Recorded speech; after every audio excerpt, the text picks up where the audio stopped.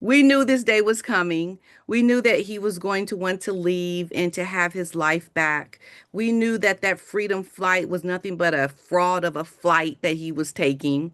And so now Harry has confirmed that, hey, I want to go back. He longs to have his life back because he sees the direction that Meghan is taking his California life into. He wants nothing to do with it. 2025 has been an even bigger roller coaster in the life of the British royals and those fake dodgy royals over in Montecito. P. Diner, royal YouTube sensation, joins me this New Year's Eve for the ultimate countdown of the most shocking royal moments of 2025. And P. Diner, just before we get to your list, I mean, there was actually so much to choose from this year. Any suggestion that things were going to quieten down soon went out the window, right? Covering the royal family has certainly been a full-time job this year. Absolutely. It's been I don't know, a mountain of stories just to pick from. I couldn't get it all in. It was really difficult, but we had a few that really stood out, right? So it's just a never a dull moment. There was never a dull moment indeed. So let's get the countdown kicking off at number 5 with Prince Harry's UK return plot. And P. Diner, this was so shocking to me because it really illustrated in such a public manner how the marriage is crumbling. No matter what they try to say publicly, no matter how much they try to spin it in their favored publications like Us Weekly and People magazine, the fact that so much of his attention remains on the United Kingdom, the security, the secret meeting with the King's team, the constant court cases, his head is not with his family, his head is not with Meghan, his head is not with Montecito. But talk to me about why this made your list. Because it was finally a confirmation of Harry wanting to do what we all thought he was eventually going to want to do. We knew this day was coming. We knew that he was going to want to leave and to have his life back. We knew that that freedom flight was nothing but a fraud of a flight that he was taking. And so now Harry has confirmed that, hey, I want to go back, and he can spin it like just for a little bit. He wants to go back. We know he longs to have his life back because he sees the direction that Meghan is taking his California life into. He wants nothing to do with it, but he is trying to get back what he has always, I think, longed for. And this was the first sign that he has broken from his life in California to try to get back his UK life. Absolutely. And P. Diner, do you think that part of his desire to spend so much more time in the United Kingdom and set up this royal court to rival Prince William is so that he doesn't have to be with his wife in Montecito full time? He can at least spend periods of the year away? It sounds like what he always wanted to do when the Queen said you couldn't be half in and half out. Yeah, I think this is Harry trying to have a big portion of his life back in the UK. Absolutely, Dan. This is a clear sign of a man that is having regrets and is wanting to hold on to what he knows, what has been in his DNA since birth. He wants to get back to that life because that is who he is. That is why he was born, essentially. Really, that's what Diana said. He is the spare. He wants to go back, I think, to being the spare in a special kind of way. Yeah, absolutely. Indeed. And of course, that's something that Prince William is horrified about. And I don't blame him. Mhm. Like, William has a lot of pressure on his shoulders, right? Because he is constantly, P. Diner, thinking about how do we make the British royal family sustainable when he's seen the polls, which show that young people are increasingly turning against this institution. And the idea that Harry will be a help to him is just rubbish. Like, Harry in his own head might think that he will be a help, but he is a hindrance in every possible manner. Yeah. I mean, as long as Megan is still around, absolutely. I think there is a chance for Harry, if he were to no longer be with Megan, really have a change of heart around his life and wanting to really go back to being that support for William. I think it is something that is possible. Getting there mentally for Harry, I don't know if that will ever happen, but that's what I can see. At this point, Harry just needs to try to slowly get his life back, but it has to be without Meghan. She will never be welcome back.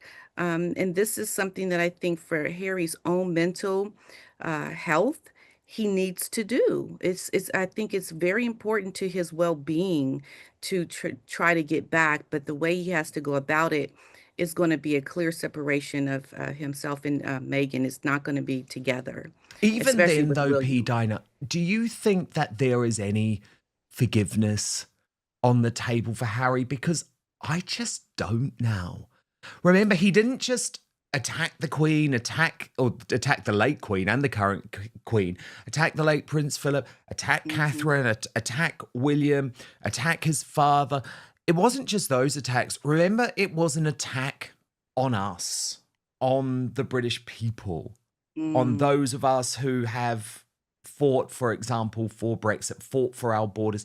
He attacked all of us. I mean, look, I just can't see a way back, any way back, yeah. honestly. Okay, so here's how I see it, Dan. I see the only way, like I said, is without Megan, because we have Mm, to remember all of these things that happened with Harry were motivated by Megan. She was the motivation for true. Harry to do all the things that he did. If he is able to break cleanly from her and see Megan for who we know her to be, then I think that is the one way to come back with true humility around what he has done, break from Megan as being the reason why he had a lapse of judgment, and go back to his family and be completely sorry. I think there is a way back with forgiveness that way.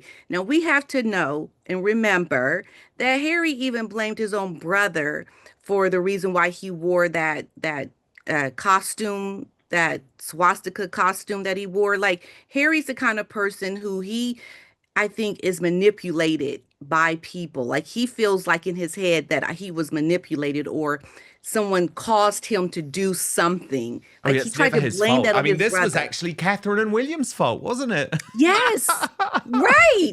Okay, so that's how Harry thinks. He thinks like this. Yeah. So we can see Megan is, I think, the reason why he's done the things that he's done now. Okay, so yeah, hey, if he can get rid of her, there's a slight chance back, I Yeah, I think, for mean, him. the issue is for me is that I don't think he has any sense of humility. And I really think even if there is a split, he will struggle to apologize, which is what he would have to do.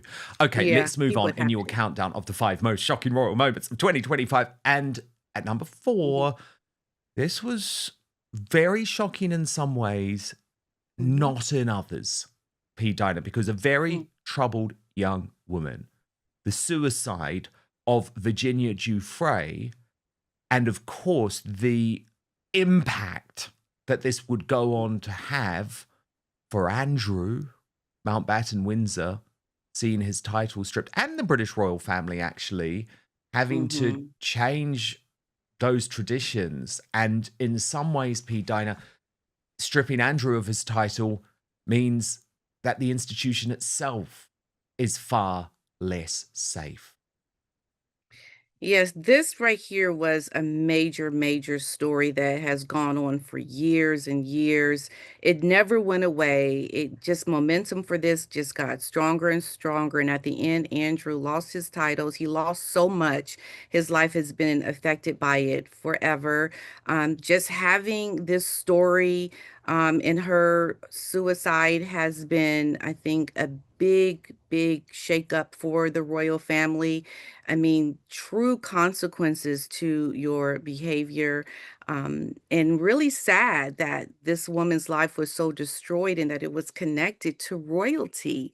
To me, I think that right there is such it's a stain on the monarchy because of Andrew, and it just is so tragic and sad. But to another point, Dan, with her death died some stories that I think may come out, well, were talked about with Andrew Lowney in his book, the connection between Andrew and other people, Meghan Markle, because she was supposed to be a witness for Virginia's case before it was settled. And so there are things that died with her as well, but that might be revived later with, I'm hearing some other book with Andrew Lowney later. Some I can't confirm that, but I have been reading some stories about that. So this is something that's not going away still in this tragedy of everything. So it was a big shakeup, I think, for the royals. Yeah, Andrew Lowney is updating that autobiography entitled. Of course, I've always had a nuanced position on this, P. Diner. Yes, I have been very critical of a lot of Andrew's behaviour for many years. Hmm. But when I saw the mainstream media pile on, I decided I wanted to know a lot more because I never really trust when the mainstream media are just trying to destroy someone.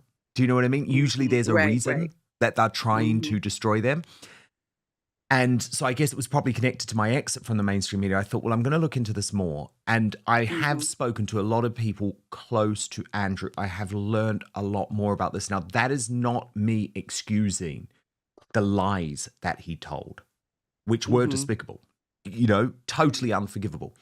Not excusing that for a single second. But P. Dina, Virginia Giuffre, I'm afraid to say, was not a reliable witness.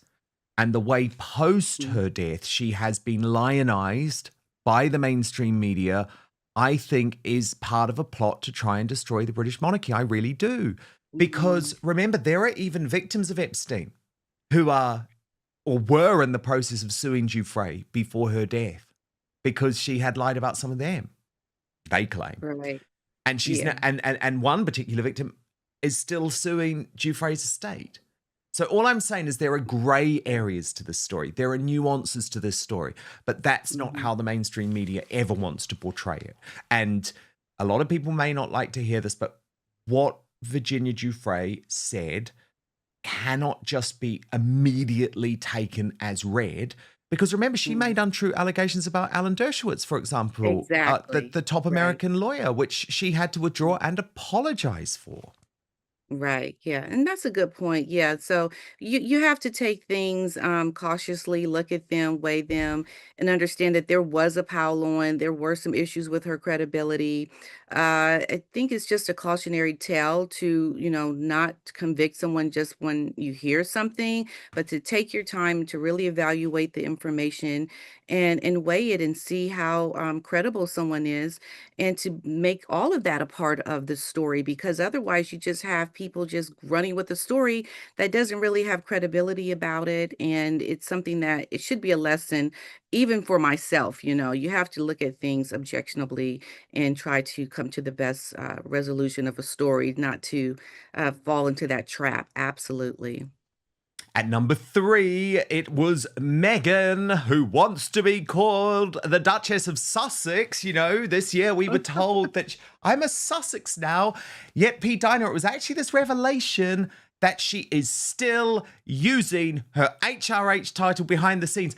The little weirdo who hates the British royal family, remember, Right. has even had cards made up, which she uses to send all of her tacky products using the HRH. Now, she isn't meant to use the HRH. That was part of the Sandringham Agreement. Right, absolutely. I mean, think about it, Dan. This woman has cards printed up with HRH. You are clearly intending to use these cards to give out to people. You're not allowed to use it. You know you're not allowed to use it, but you're doing it anyway. See, Megan just showed us she can't be trusted. She will lie in your face and say, okay, no, she's not going to do something, but then behind your back, she will do it anyway. That's her nature. That's the kind of woman she is. And the royal family, William has seen Meghan's true colors. She clearly cannot be trusted. Her using that HRH was a big, big insight. I think, to Meghan and how she tries to manipulate and lie her way. She cannot be trusted whatsoever. Just the audacity to even do that shows you want to use that to help your brand, but also accuse these people that have given you the HRH as being these awful people, but still hold on to something that they gave you. Like, girl, you are all messed up in the head. Just the delusion with this woman is just crazy. I mean, it is totally crazy. It is totally crazy. This is one of those moments where I was just like, whoa. And I mean, of course, we saw just there Jamie Kern-Lena. And Mhm, so much of this weirdness actually came out in that interview, wasn't it? Because it's when Jamie Kern-Lena was basically saying, "Oh, you're so good, you're so caring with people," and it's like, not mhm, really, but she does mhm. send gifts. She Yes. sends gifts with either these printed cards or her calligraphy if you're really important. I mean, this particular gift, the person wasn't even important enough to get anything in calligraphy. So she is a big gift giver. I mean, we can't take that Yeah. away from her, but I just find it extraordinary that she still Well, thinks that she needs to use this title. right, and the thing is about her gift giving, Dan, is because it's a transaction. That gift is meant to be a transaction for something she wants in return, because that was a clear signal to the Lima girl, right? That look, I'm giving this to, was it her daughter or someone in her family? Yes, Like, yes, a yeah, sick daughter. that's the whole reason why she does that. This woman is not fooling anybody. We know why you give gifts, girl. Okay? You're just trying to get something back. That's why she does it. And number two, on the most shocking royal moment of 2025, Meghan Markle refusing to fly to her father, Thomas Markle, even after he had his leg amputated. And P. Mm, Dinah, it's so interesting. I mean, Lady Colin Campbell, who will be here giving out her own awards tomorrow, but earlier this month, she said she always believed it would be Meghan's treatment of her father that in the end destroyed her public reputation. And I think in some ways that's true. I mean, already she was teetering on the brink of never being able to come back from quite how badly things had gone for her in the United States of America. But this, it was just another mhm, level, right? Because Thomas Markle is an all American guy. Okay. He right, could be your father, he could be your grandfather. And he's in mhm, that hospital. And not only does she not go to see him, P. Dinah, she firstly posts a video on her Instagram story of Prince Harry making a fool of himself on Stephen Colbert, something that she had all set up. So there were all of those echoes to what happened with the Oprah interview when Prince Philip was in hospital. And that was so deeply uncomfortable. But then we mhm, learn via her own briefing to the Sunday Times that she had delivered a letter to Thomas Markle. He had kept it secret, so she briefed it. But she demanded that the hospital film the delivery of the letter, so treating her father like he's some type of pawn in her sick games with the British press, because of course Caroline Graham, that woman from the Daily Mail, Mail on Sunday, was in the room with Thomas because they are friends. So all of that was bad enough. But MP mhm, Dinah, she berates him in the letter. The letter isn't kind. The letter isn't any type of reconciliation. The letter isn't even, oh, look, we've had a bad couple of years, but you've been an amazing father to me. If something was to happen to you, let's focus on the positive times. No, no, no. She berated him. She abused him. She attacked him for previously having spoken to the media. As if that's not bad enough, P. Dinah, where does she get off? I mean, no one has spoken more or revealed more about her own family or about Harry's own family than that couple. So for me, this really was one of those moments that will be part of her epitaph. You know, we can't mhm. forget the way she treated Thomas Markle, who had lost a Right. leg, by the way. Yeah. I mean, Megan has really done herself in with this to not even show basic humanity to her own father, who she previously praised in her social media.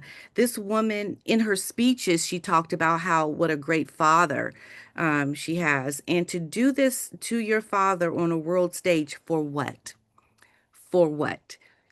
For what? To make yourself appear as if you want to have distance from a man that is essentially a Hollywood Emmy award-winning man that has done a lot of things, accomplishments in Hollywood. You want to distance yourself from this man now? Do you think this is going to help you in your branding? Meghan can't seem to understand that everything that she does is public for the world to see and to judge her on. And for whatever reason, she wants to not have a relationship with this man. And I actually do know why she doesn't want a relationship with him. It's because of his children, okay? Because he did not want to never speak to his children again, because Megan had asked him that question and he refused. And so she knows by having a relationship with her father, it is a relationship with Samantha and Tom Jr. This is why she doesn't want a relationship with him. And because of her hate for her half siblings, she is going to, and has already destroyed any kind of positive PR she would have ever even gotten from me or anybody, because that is the one thing you could have done to have gotten some praise, some kind of having everyone, whether they're a fan or not of Meghan, would have come together to say, okay, at least she did the right thing and went to see her father. But because she wants to make it about these superficial things and not really come authentically to be with her father, she will always be judged and affected by this choice. It will and will continue to haunt her in real time, because when her father, essentially, when he does pass away, it's going to even be heightened by how people are going to have such disdain, even more for Meghan, for not stepping up and doing the right thing. She is making a clear mistake by how she is treating her father in this moment, and it will forever haunt her for the rest of her life, because that fame she's seeking is not going to be something that she, I think, will ever get the way she imagines in her head. But at the end of the day, that all fades away. In the end, it's about how you showed up for people. That's what people will remember. They're not going to remember you trying to make it in Hollywood and get this celebrity and all these deals. They're going to remember how you treated your father, Totally. It's so and fundamental. It's she's so losing it. fundamental. And it smashes for the rest of their eternity, right? It damns Yes, them for the rest of their lives when they try and say we're humanitarians. Because actually, if, as you say, Pete, if you don't show up for the people that were there for you, then you're not going to hmm show up for anyone else. that's You're not. right. You might pretend to because it Yeah, suits you, but actually, I am a big believer in the old saying charity starts at home. That that's is right. always where I first think everyone needs to look. How are you treating your family? What can you do for your family? How can you treat your blood relatives? What are you Yeah, doing for your in laws? And they showed up for Meghan. Actually, the late Queen showed up for Meghan. Charles showed up for Meghan. They all showed up for Meghan. She never showed up for them. But maybe that's what's so right. shocking about this list, Pete Diner, is that that can actually be topped. But it can. Because at number Mhm. one of the most shocking royal moments of 2025 is Meghan Markle's biggest low ever, the Diana death tunnel stunt in Paris, which P. Diner was almost too shocking to be true. Yeah, But there was no justification for this. She did it yeah, and she knew yeah. what she was doing. She knew what she was doing, and she was very intentional in doing that by going by that tunnel and essentially using it for your branding, mocking almost, just trying to show some kind of attitude towards doing what you want to do. And look, here I am by where Diana died and going even to Paris, because we have to remember they talked about never going to Paris, Meghan and Harry. Like, this was a no-no. And the fact that you went by where Diana passed away shows how you don't have a good bone in your body, girl, to even go there, to do that to a woman who is dead, to do that to your husband's mother. How could you be so careless and so, yeah, intentional, not careless, intentional, because that is a no-no. You know that is sacred ground. And for you to go by that location and to post it on social media the way you did, you're just, girl, you are just trying to just show people you Satan all the way because that is wrong. I'm so sorry. Even when you saw Harry at the awards, how he looked so upset with Meghan, we know that that was a touchy point for Harry because of how he even was in public with Meghan after this event. So Meghan just did something that no one ever thought she could do something like that. It's unbelievable, Dan, that stooped to such a low level. Um, like you are the daughter-in-law of Diana. Why would you do that? It just boggles the mind.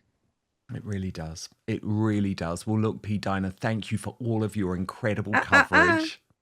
I have a memorable moment, Dan. Oh, do you? I do. I have a memorable moment. We cannot forget the baby mama dance. We cannot forget the baby mama No! dance. The way this woman went to New Lows with this, and I'm sorry, Meghan Markle. You really showed yourself here, girl. Okay, go ahead, get it, girl, get it. We're not going for that. Okay, I baby, can't you have believe. really shown yourself to be a not a good actor. You've made some. Uh, You've done some wrong things, but this right here showed us how low you could go with your ghetto. And I'm sorry, that is just ghetto, Megan. Pete, You I just can't did not have believe to go there. that this is going to be one of the visions that we are leaving everyone with at the Yes. end of 2025 because I sort of thought the moon bump dance was something we were going to be able to forget. And actually, isn't it funny seeing it? This is the first time I've seen it in a good few weeks. And Yeah. my God, it's bad. It's so It's bad. so bad on so many levels. And it's So, like the fact that she put this out here and he let her. And it's like, not only are you the biggest hypocrites on the planet, you are the most cringe inducing couple I have ever seen. Oh, Pete Donor, I'm sorry that was a terrible way to end the year, but look, thank you. hey, Thank you for all of your work in 2025. Of course, you can subscribe to P Dinah's brilliant YouTube channel, PDINA. She does incredible royal analysis, but she will be back with us live for all of the latest royal news this time next week. So, P Dinah, have an amazing Happy New Year, and we will speak to you in 2026. Thank you so great. Same much. to you, Dan. And tomorrow, don't worry, our party is continuing here on Outspoken. I promise there won't be any baby mama dance, but we are going to be having. Queen Camilla has spoken publicly for the first time about an incident from her youth in which she was sexually assaulted while travelling on a train, explaining how the experience shaped her lifelong commitment to supporting victims of abuse. During a special radio programme, the Queen reflected on an attack that occurred when she was a teenager while she was travelling by train to meet her mother. She described how a man sat beside her and behaved inappropriately, prompting her to defend herself. She later recalled arriving home visibly shaken, which led her mother to realise something serious had happened. The Queen explained that the memory had remained buried for many years, but recent conversations about violence against women encouraged her to speak openly.